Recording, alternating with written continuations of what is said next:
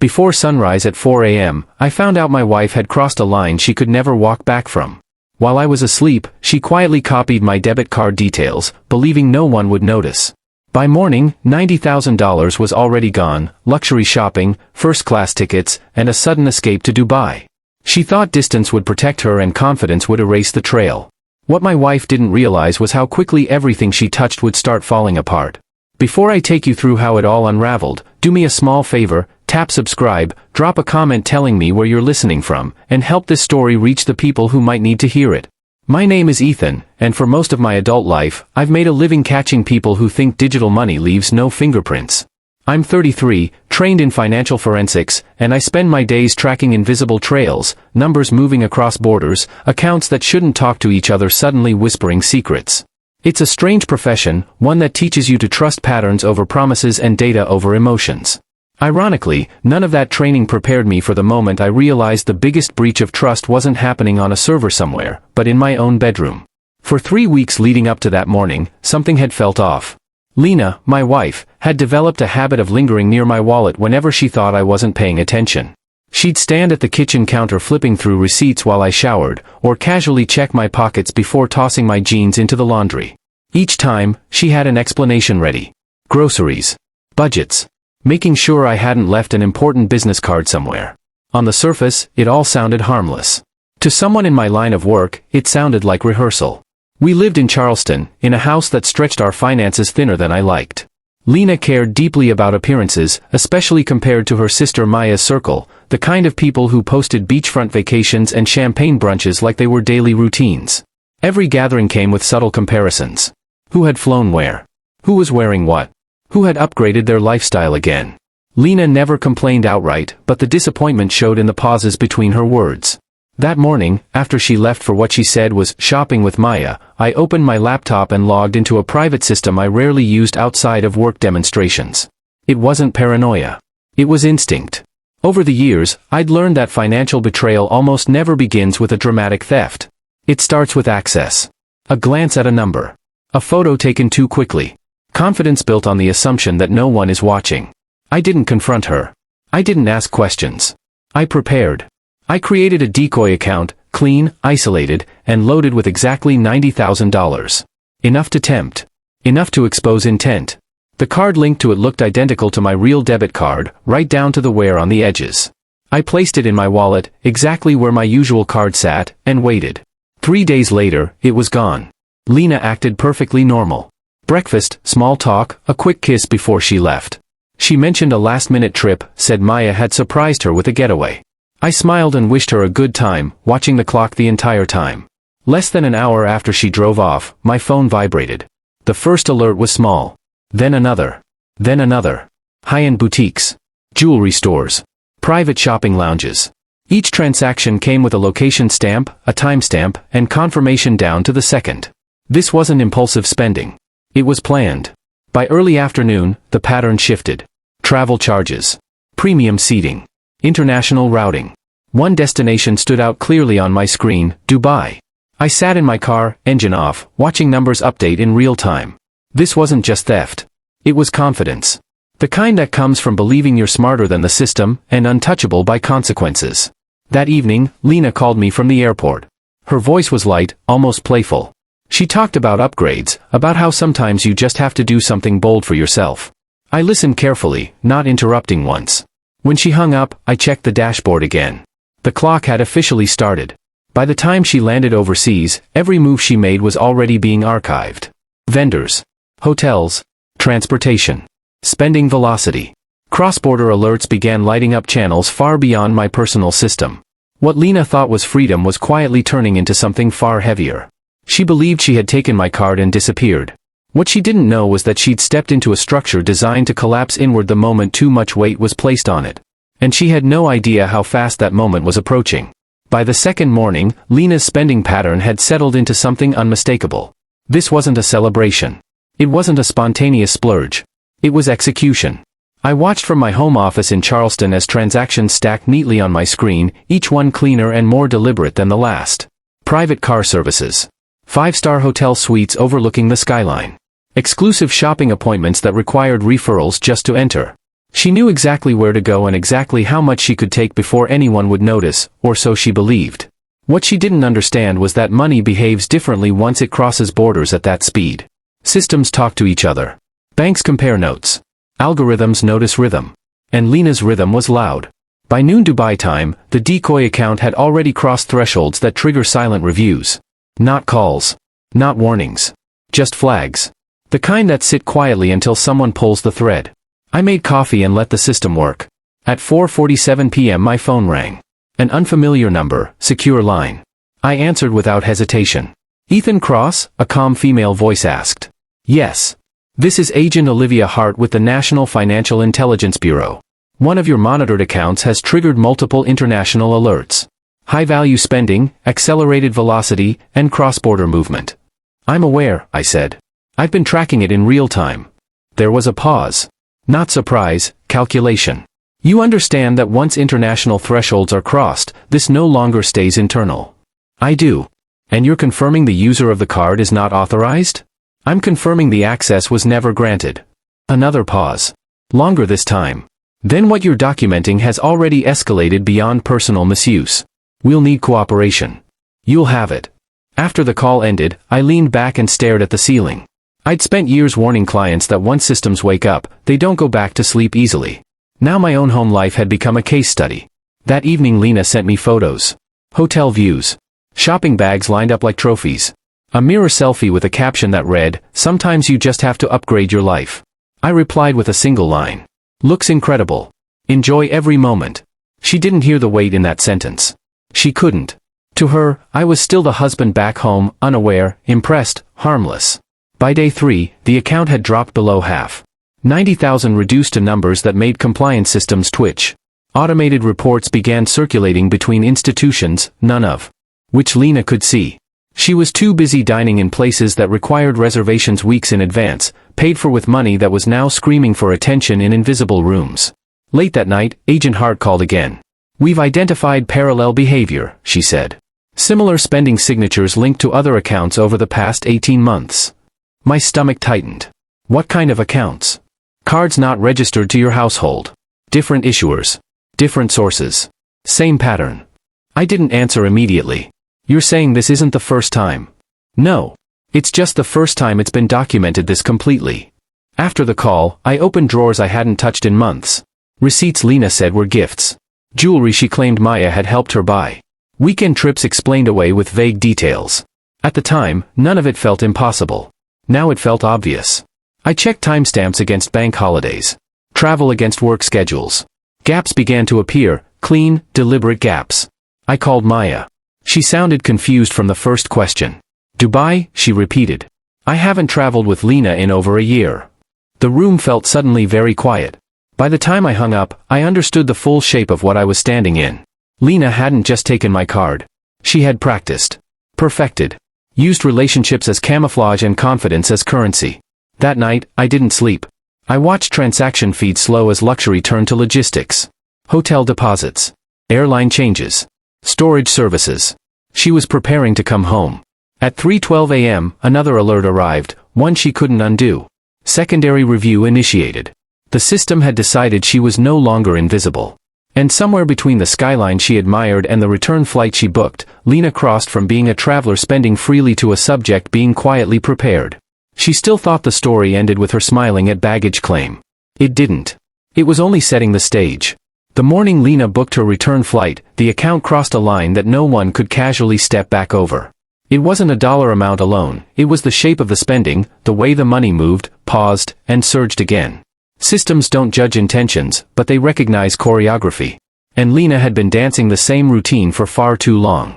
I sat at my desk as dawn light crept through the blinds, watching the live feed scroll. Hotel checkout. Airport transfer. Duty-free purchases that made no sense for someone who claimed the trip was a surprise. Each charge layered another confirmation onto a profile that was already taking form in places she couldn't see and would never be invited into. At 9:18 a.m., Agent Olivia Hart called again. "We've expanded the scope," she said, skipping pleasantries. "Your wife's activity has triggered coordinated review across multiple jurisdictions." "How many?" I asked. "Enough that this won't be resolved quietly." I closed my eyes for a moment. What happens next? She'll be allowed to board. No disruption overseas. But when she lands, there will be questions. Detailed ones. I knew what that meant. Secondary screening. Asset declarations. Requests for explanations that couldn't be improvised away with charm. Is she aware? I asked. No. And it's better if she isn't. After the call, I walked through the house slowly, touching objects that suddenly felt staged. Framed photos. Souvenirs from trips we'd supposedly taken together. Every memory now carried an asterisk. I opened Lena's jewelry box. Beneath the velvet trays, tucked behind a false lining, I found a slim notebook. The pages were filled edge to edge with numbers. Card sequences. Expiration dates. Notes in the margins, cities, amounts, dates. Dubai wasn't the first entry. It was just the most ambitious. I photographed every page and forwarded the images securely. When Agent Hart saw them, she didn't sound surprised. This explains the pattern, she said. And confirms intent. Is there anything else you need from me? I asked. For now, just availability. When she lands, we may need you to verify statements. That evening, Lena called. Her voice was bright, relaxed, almost triumphant. She talked about upgrades, about how travel changes your perspective. She laughed when she mentioned the shopping, joked that sometimes risks pay off if you're bold enough. I'll be home tonight, she said. Can't wait to see you. I'll be here, I replied. When the call ended, I checked the feed one last time. Total spending sat just under the full amount. Close enough to make the case airtight. At 6:42 p.m., a notification flashed across my screen, arrival confirmed. 20 minutes later, my phone rang. She's been selected for secondary, Agent Hart said. Routine explanation. Bags are being reviewed now. I didn't speak. Ethan, she continued, there's more. Additional cards were found in her carry-on. None of them are linked to you. My grip tightened on the phone. She's claiming authorization, Hart added. We'll need you to confirm or deny. I deny it, I said. Completely. That's what we expected. The next hour passed slowly. Updates came in fragments. Questions asked. Answers that didn't align. Documentation that didn't exist. Each inconsistency narrowed the space she had to maneuver. At 8:11 p.m., Hart called again. She's being detained pending formal processing.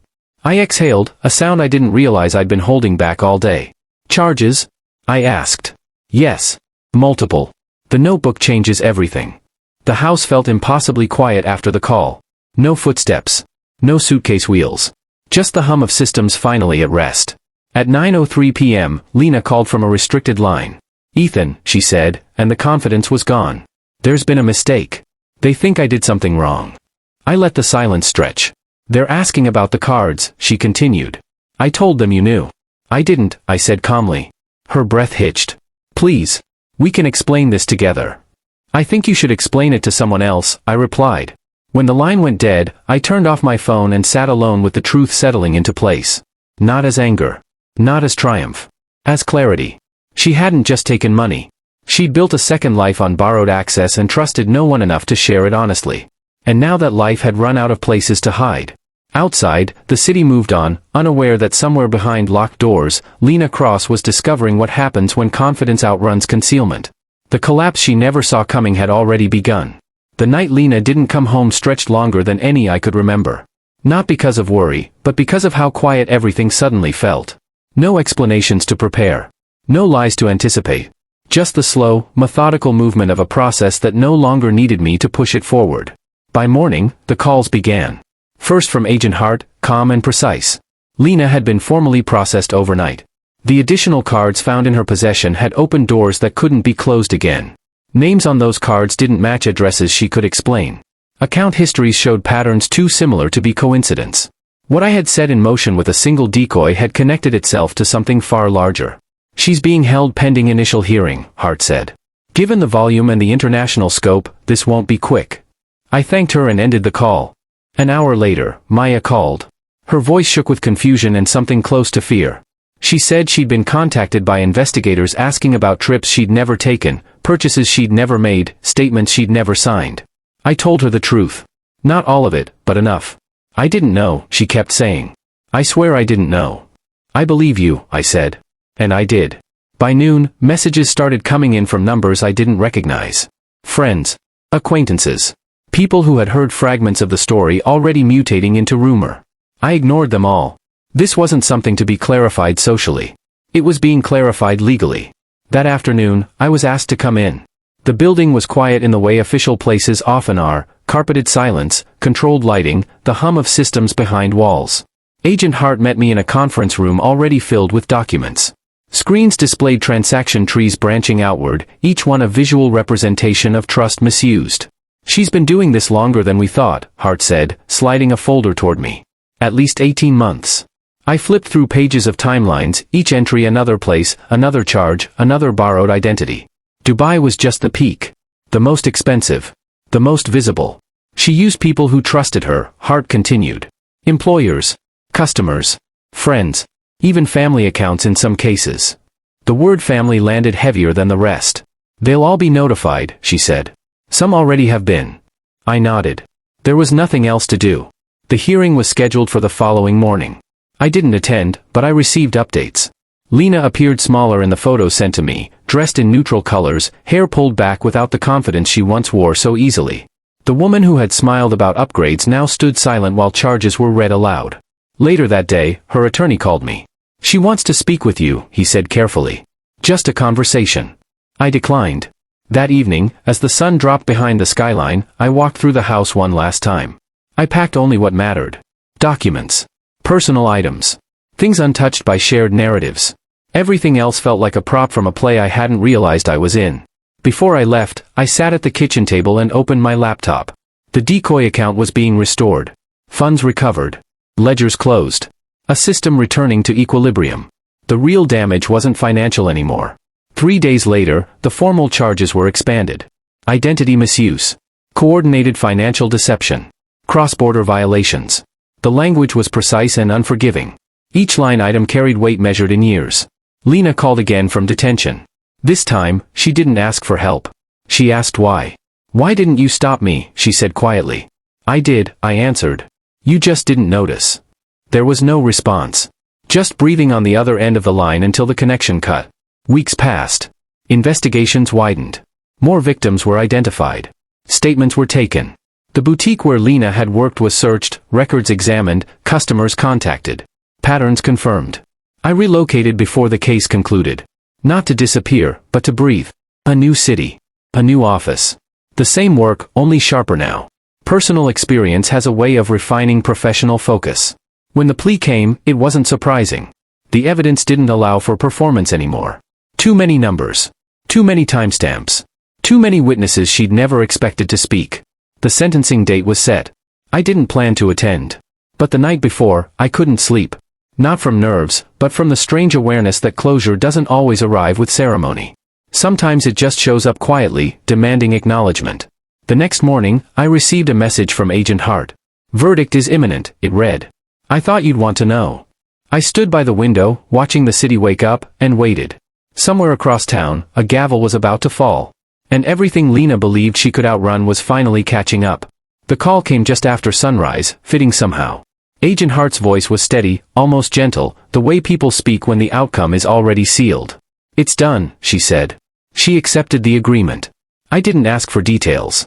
I already knew what that meant. When someone stops fighting, it's because they've finally seen the walls for what they are. Later that morning, I sat in the back of the courtroom. Not out of obligation, but out of a need to witness the final shape of the truth. Lena stood when instructed, hands folded, eyes forward. There was no defiance left in her posture. No charm. No performance. Just a quiet understanding that the story she'd been telling herself for years had reached its ending. The charges were read clearly and without emotion. A sequence of decisions translated into language that carried weight measured in time, not money. When the sentence was announced, the room didn't react. There was no gasp, no whisper. Just the soft scrape of a chair as someone shifted, and the echo of a gavel that sounded far louder than it should have. I watched Lena once, briefly, as she was led away. She didn't look back. Maybe she couldn't. Or maybe she finally understood that there was nothing left to explain. Outside, the city moved as it always had. Cars passed. People checked their phones. Somewhere nearby, someone laughed. Life didn't pause for consequences. Over the next weeks, restitution notices went out. Accounts were repaired. Systems reset. Names removed from watch lists. The decoy account returned to zero, its purpose fulfilled. But the ripple Lena left behind took longer to settle. Former customers came forward. Employers cooperated. Other victims added their statements. Each one another reminder that her actions hadn't existed in isolation. I moved fully into my new role at Sentinel Trace Group. Different office. Different skyline. Same work. The irony wasn't lost on me. I spent my days teaching companies how to detect the very behaviors I'd once overlooked at home. Not because the signs weren't there, but because trust has a way of blinding even trained eyes. Sometimes people ask how I didn't notice sooner. The answer is simple and uncomfortable. I did notice. I just believed the explanation because I wanted the life we had to be real. Data can warn you. Instinct can whisper. But belief has volume. Months later, I received a single letter. No return address. The handwriting was unmistakable. Lena didn't ask for forgiveness. She didn't argue. She didn't justify. She wrote that she finally understood what it meant to be seen clearly, without the ability to redirect the narrative. That being observed without control was the one thing she'd never prepared for. I folded the letter and put it away. Not as a reminder of loss, but as evidence of something else. That consequences don't always arrive loudly. Sometimes they arrive quietly, exactly when the last illusion fades. I sold the house in Charleston. Too many corners held conversations that no longer belonged to me. I kept only what mattered. The rest was just scenery from a chapter already closed.